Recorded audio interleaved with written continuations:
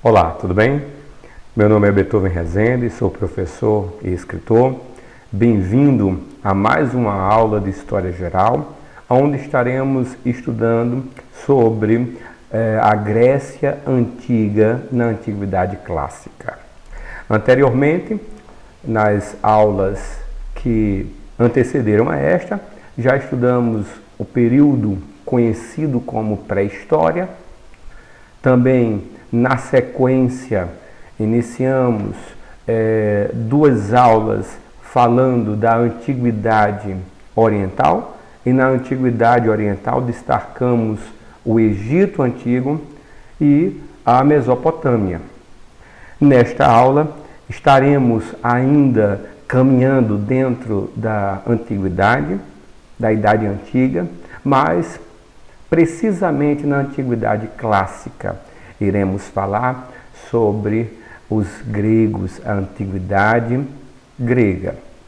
Então, iniciemos esta fala mostrando para você o templo dedicado a Atena na Acrópole de Atenas.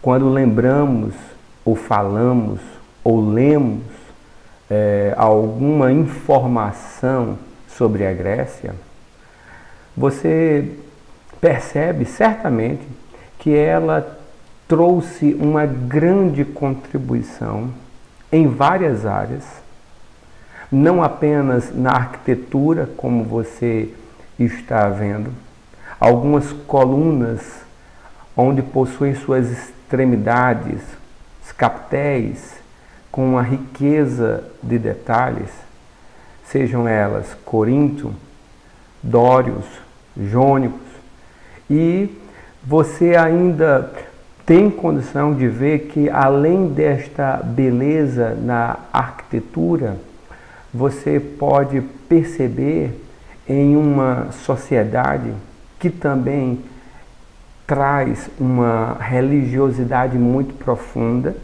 E neste momento, quando falamos da Grécia, do povo grego, nós podemos lembrar que política e religião, elas sofriam meio que uma hibridização. Da importância que há, não apenas da política, mas também da própria religião. Nesta imagem, você observa que no ponto mais alto e na extremidade mais alta, nota o Parthenon, as muralhas que circundam estas estruturas, propileus, a própria boas-vindas em sua entrada por meio da deusa Atena. Então, notem a exuberância, né, da cultura grega. Nesta próxima imagem, inclusive, ela se encontra na cidade do Vaticano, no Palácio Apostólico, mostrando em si a beleza da erudição grega, que traz como resultado final uma nova ideologia, um novo pensamento. É atribuído à Grécia os filósofos, que não lembrar dos filósofos gregos, que não apenas são estudados em história, mas também na filosofia, a sociologia, e todos eles que terminam não apenas contribuindo com o avanço da intelectualidade, do pensar, da razão, saindo de um pensamento mítico para uma construção, né, concatenada, mostrando em si a importância da reflexão da palavra, em grego, logos.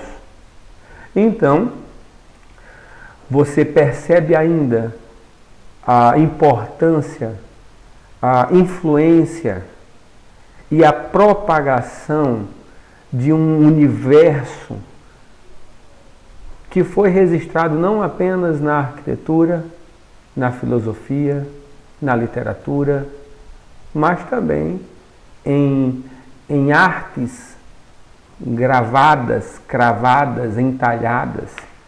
Neste momento você está vendo Dionísio a tocar uma lira com 2 sátiros a dançar, sátiro, fauno. Posteriormente nós estaremos trabalhando um pouco com alguns aspectos mitológicos quando estivermos discorrendo algumas aulas de filosofia também neste nosso canal. A preponderância do teatro. O teatro ele era muito vivo, o teatro grego. Aqui você está vendo uma máscara que retrata de um lado a felicidade e do outro lado a tristeza. Quando estivermos falando sobre a vida dos 12 Césares, nós iremos chamar atenção a um imperador, um tanto quanto descompensado em seus atos, que foi o imperador Nero. Teremos algumas aulas sobre o imperador Nero. Já temos disponíveis um curso completo da história do cristianismo, então acessa estas aulas e vai acompanhando, mesmo porque estas aulas terminam se cruzando e complementando em si uma após a outra.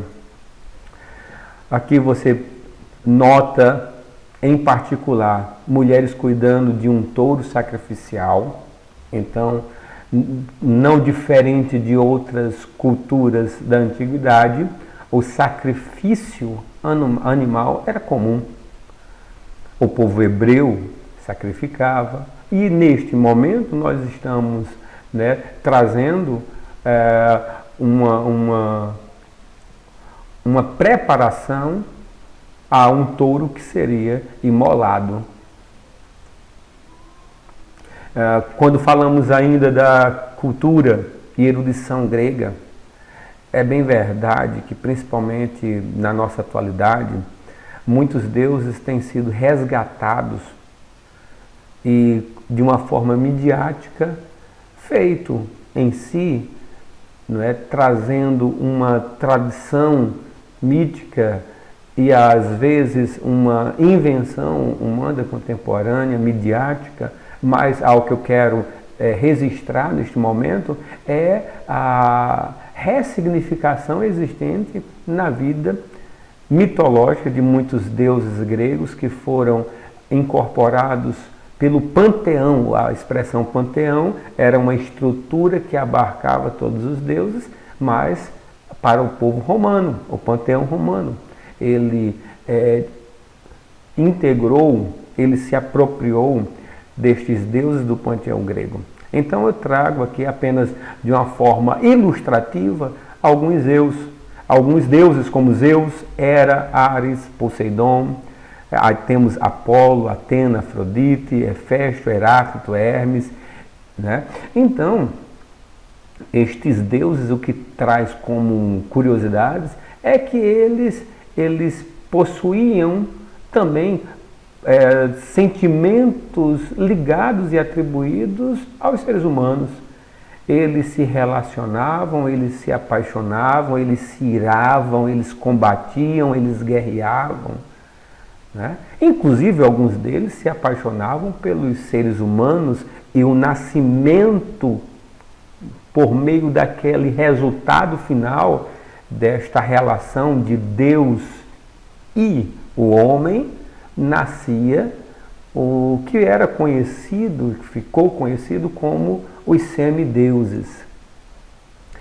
A contribuição ligada à cultura grega expressa também, como já foi falado anteriormente, na filosofia, no teatro, na literatura, na arquitetura, mas algo que indubitavelmente é incorporado em outras civilizações, para outros povos e muito próximo à sua realidade aqui no Brasil, é justamente a expressão democracia. O governo do povo, para o povo, pelo povo. termos como política, políticos, advindos da palavra polis, cidade, cidade-estado, ou ainda isonomia, isagoria, isotimia, são termos que nós iremos, posteriormente, em filosofia, trabalhar de uma forma mais minuciosa. Trago uma imagem no seu canto direito, inferior, a três grandes filósofos, Sócrates, Platão e Aristóteles.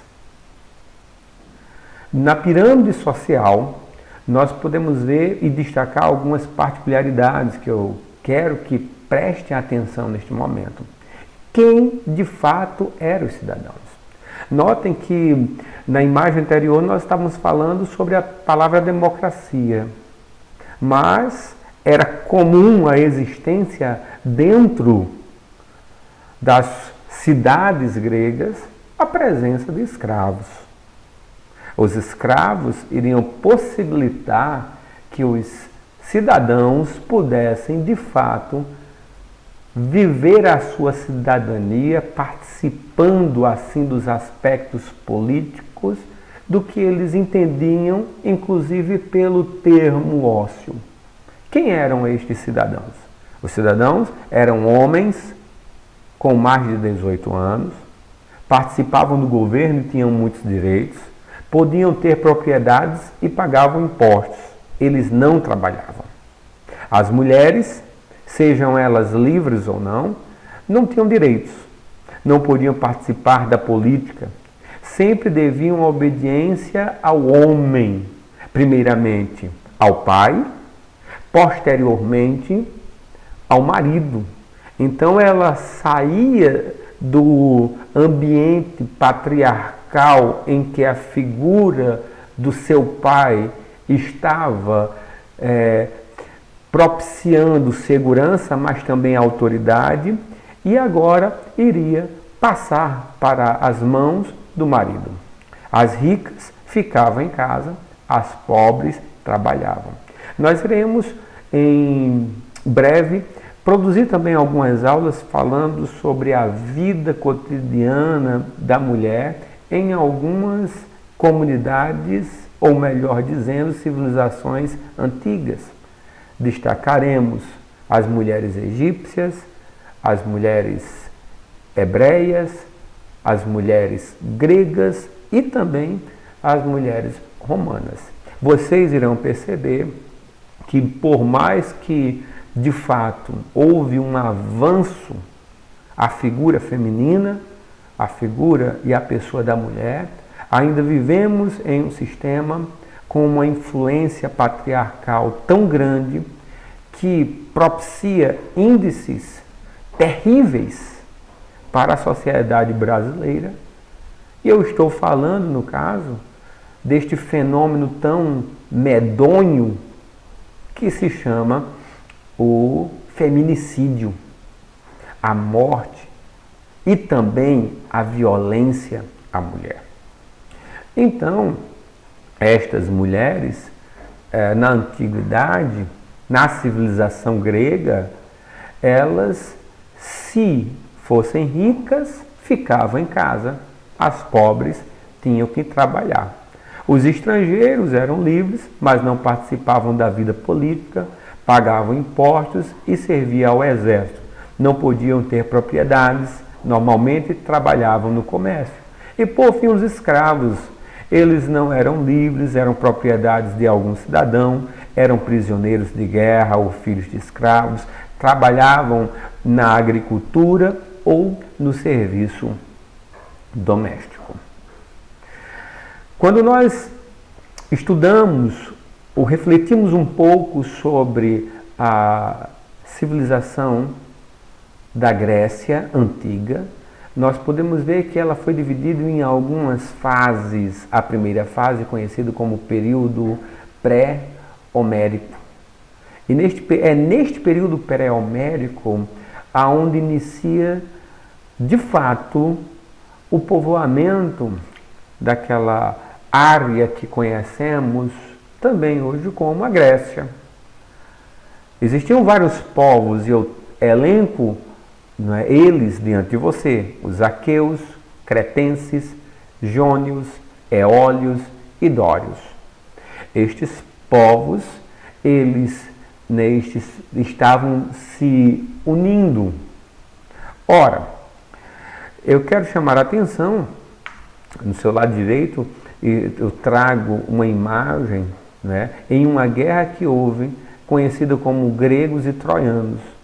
A expressão que eu quero destacar é que aquela guerra estava sendo incidida diretamente aos aqueus e troianos, aonde nós ouvimos e aprendemos, nem de uma forma perpassada por meio de uma tradição oral, a expressão presente de grego, aonde os aqueus eles presenteiam os troianos com um grande cavalo, e quando aqueles homens colocam este presente, não sabendo eles que quando colocaram dentro da sua cidade, dentro da fortificação, à noite saíram alguns, né, valentes soldados gregos, melhor dizendo, aqueus, aonde continuou esta luta, né, entre os gregos e troianos, ou aqueus e troianos.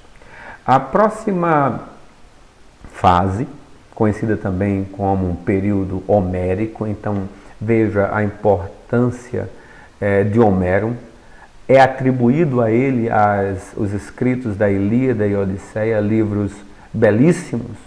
É bem verdade que não sabe da existência de Homero, mas foi preservado até os dias atuais as obras da Ilíada e Odisseia, que foi tão bem cantada em vários momentos, né, da história. É neste período homérico, que vai do século XII ao século VIII a.C., aonde nós podemos destacar a formação dos gênios. E o que eram os gênios? Os gênios eram uma espécie de clãs ou grandes famílias. Posteriormente iremos estudar algo que ocorre semelhantemente nas primeiras comunidades que irão formar a Roma. Podemos citar como característica que o poder, ele não era centralizado. A figura do pai, né, o pai de família, o pater, como autoridade central, que emanava dele, não é, o poder sobre esposa, filhos, servos, em tudo que ele possuía, inclusive a mulher, os filhos, filhas e servos, né, dependiam inclusive da sua própria existência, do pater família, do pai, né, da figura autoritária, da figura do pai. Posteriormente serão conhecidas como cidades-estados. Então esses gênios, eles iniciam como clãs e posteriormente há essa independência na cidade-estado, que posteriormente será conhecido como polis.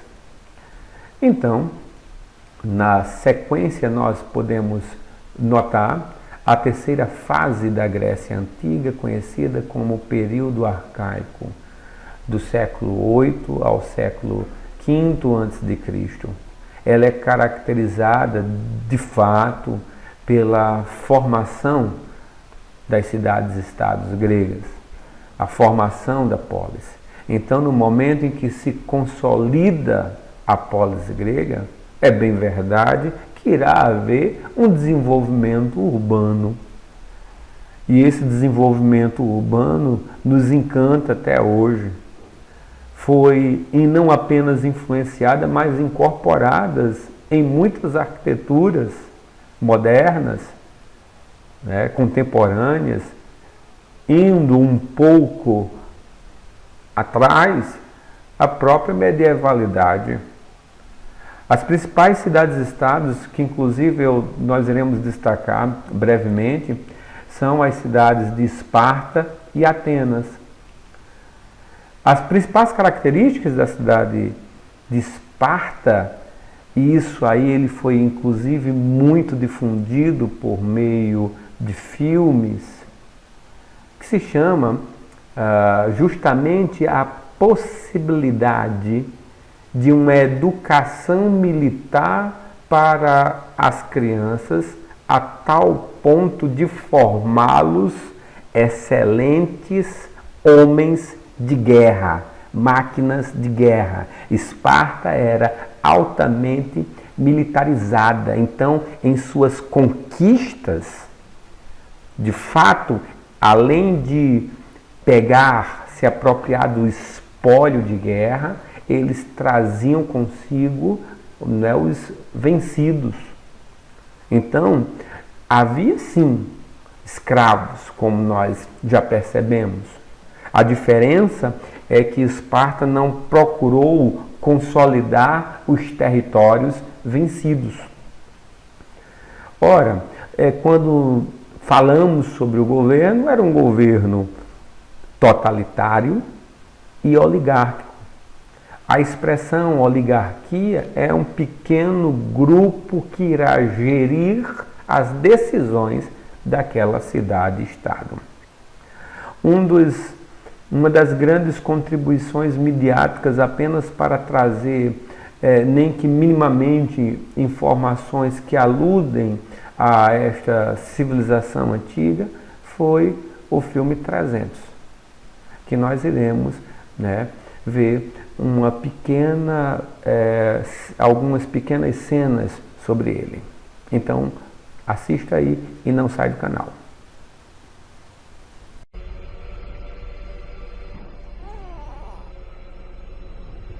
Quando o menino nasceu, como todos os espartanos, ele foi examinado. Se ele fosse pequeno, fraco, doente ou deformado, ele seria descartado. Ele foi batizado no fogo do combate.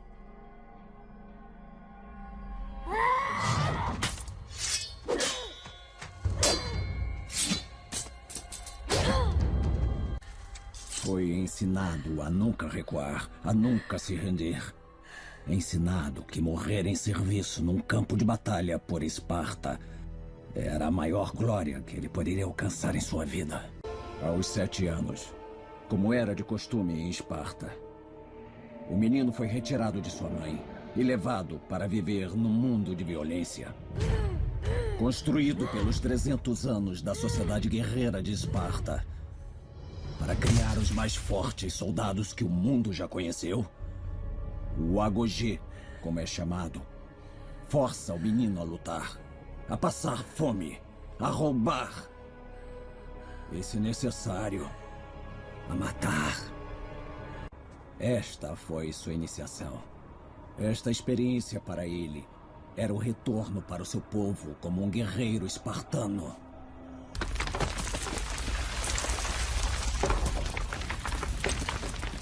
Terremoto.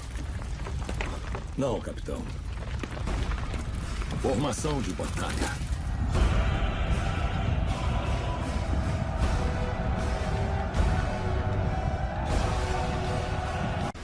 Lembrem-se desse dia, homens. Pois para sempre ele pertencerá a vocês. Persas! Venham tomá-las de nós!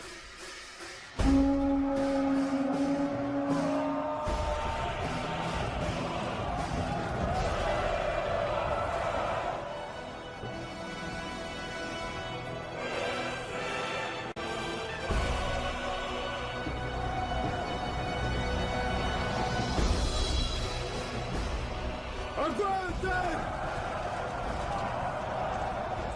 Não lhes deem nada, mas tirem deles o que tiverem! Firme!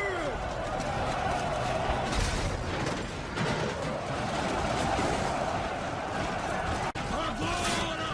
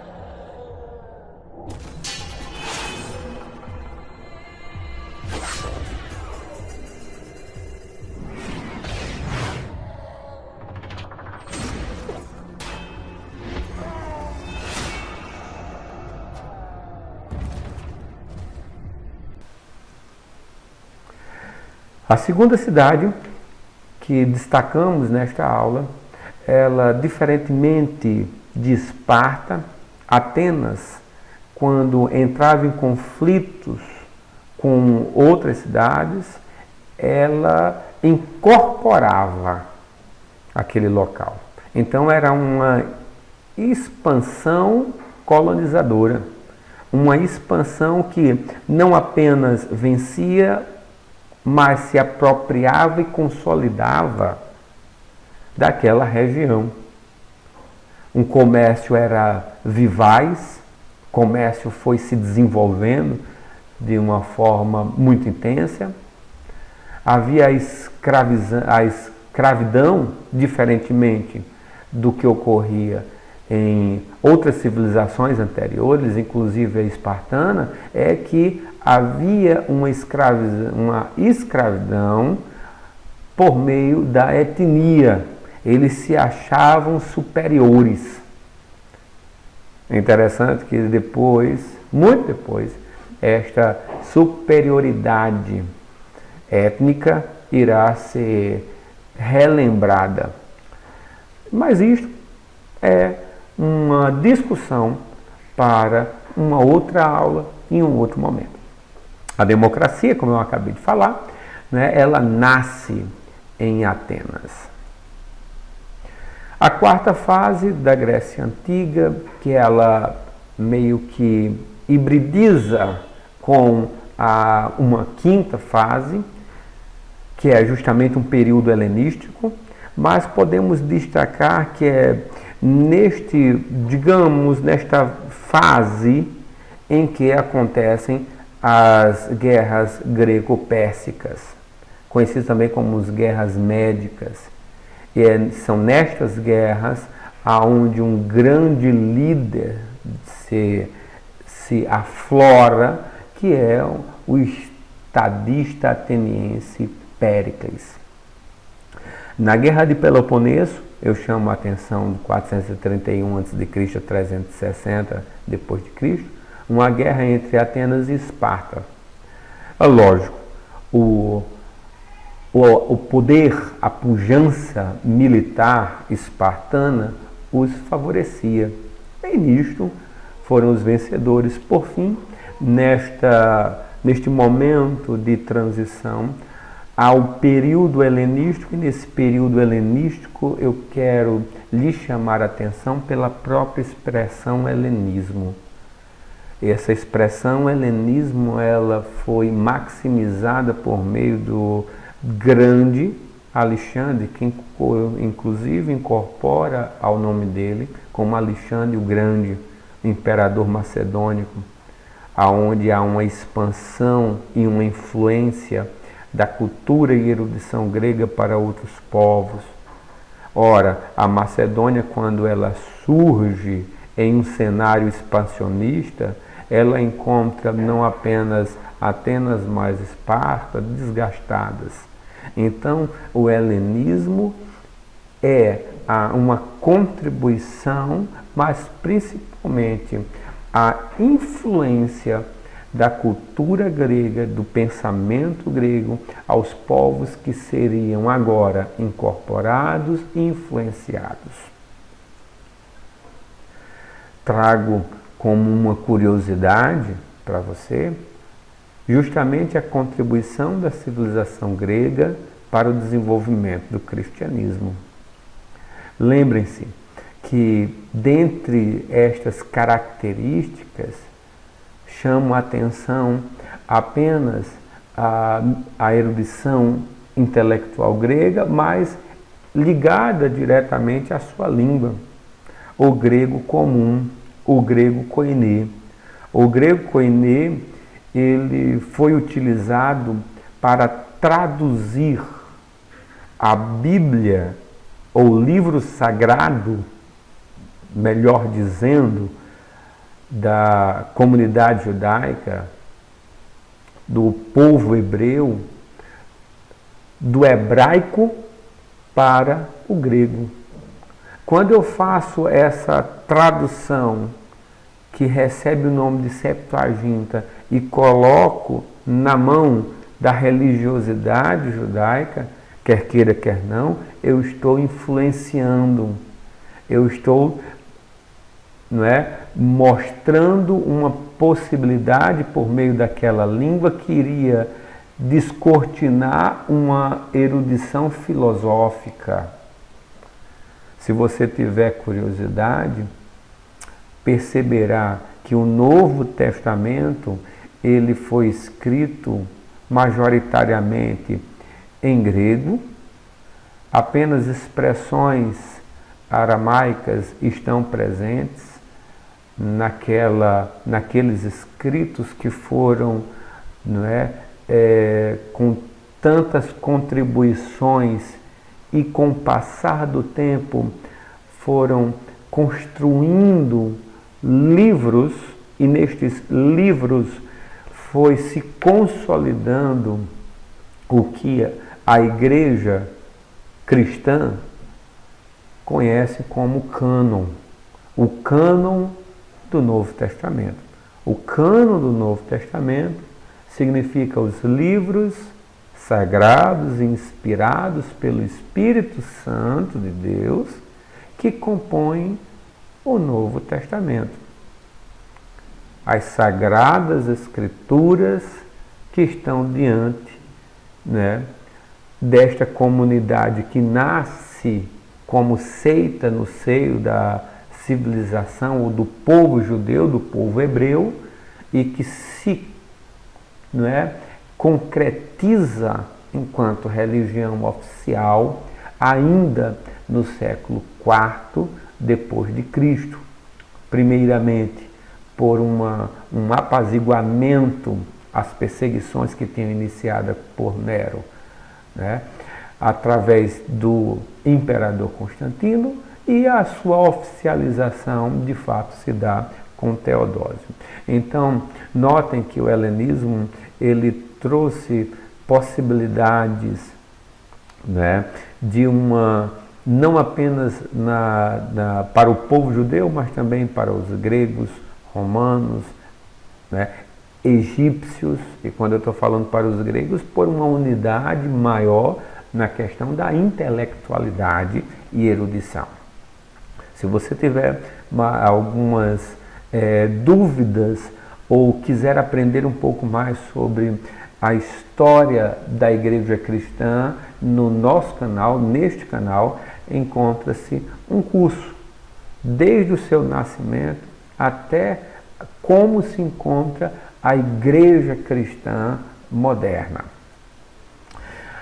Por fim, eu trago apenas um exemplo para lhe mostrar desta influência cultural registrada no livro de Atos, capítulo 19, versículo 24 e 28. O livro de Atos ele foi escrito por um médico que se torna, pela sua habilidade, um historiador. Então é o único livro histórico do Novo Testamento, atribuído a Lucas. E ao seu lado direito você nota a deusa da floresta e da lua, Diana dos Efésios.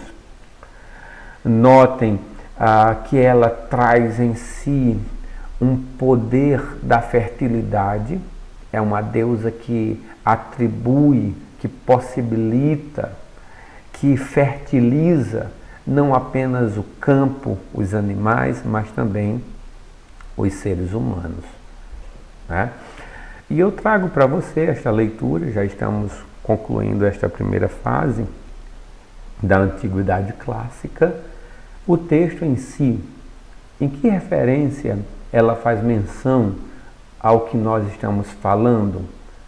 No versículo 24 do capítulo 19 diz: porque um certo ourives da prata, por nome Demétrio, que fazia de prata nichos de Diana, dava não pouco lucro aos artífices, aos quais, havendo-os ajuntado com os oficiais de obras semelhantes, disse: Senhores, vós bem sabeis que deste ofício temos a nossa própria prosperidade. E bem vedes e ouvis que não só em Éfeso, mas até quase em toda a Ásia, este Paulo tem convencido e afastado uma grande multidão, dizendo que não são deuses os que se fazem com as mãos. E não somente ao período de que a nossa profissão caia em descrédito, mas também que o próprio templo da grande deusa Diana seja estimado em nada, vindo a ser destruída a majestade daquela que toda a Ásia e o mundo veneram. E ouvindo, encheram-se de ira e clamaram, dizendo: grande é a Diana dos Efésios. Novamente chama a atenção, né, que esta nova religião estava indo de encontro a uma religião pré-existente.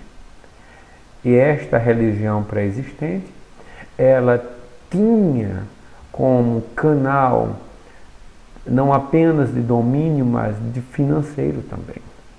Então, a religião, ela termina sendo abalada, essa religião, lembrando que a religiosidade grega era uma religiosidade politeísta, acreditava na diversidade de deuses, e nesta nova proposta, né, do cristianismo, acreditava-se em si em um único Deus, manifesto por meio do seu Filho Jesus, que se transforma não agora em um Jesus histórico, mas o Jesus, o Messias, o Salvador. Espero que você tenha gostado desta aula. Se inscreva em nosso canal, nos siga nos meios de comunicação e até a próxima aula.